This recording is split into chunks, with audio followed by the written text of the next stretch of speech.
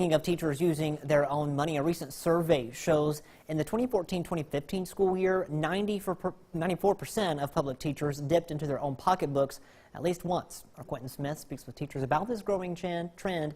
He joins us live in the studio with more.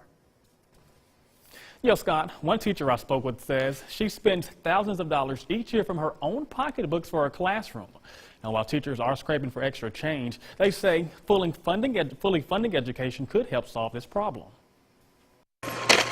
Whether it's markers, notebook paper, or even folders, students aren't the only ones rushing to the stores to buy these items. Every single year I've had to use my own money to buy stuff for my classroom. Most teachers, if not all teachers, spend their own money for their students. Peyton Jackson is a third-grade teacher in Starkville and says on a yearly basis she spends anywhere from $2,000 to $3,000 out of her own pockets for school supplies.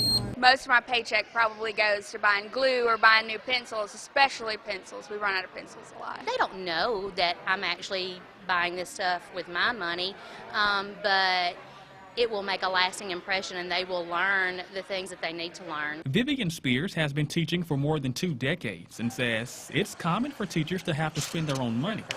Last year we were doing a unit on apples, and we were going to make applesauce, and we were going to have the different types of apples. So I just went to the grocery store and bought all the different types of apples that I needed and the supplies to make the applesauce. Spears says budget cuts from state lawmakers is a prime reason for teachers having to spend their own cash.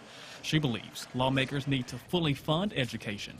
And if that happens, she's confident that teachers like herself will have the necessary resources available for their classrooms without having to dip into their own pocketbooks. Education is so important, and the standards just keep getting harder and harder every year, and more pressure on teachers every year to get those scores up, and just stop cutting the funding for education. We've got to fully fund education. Most teachers are, out of the goodness out of their heart, they don't mind doing it.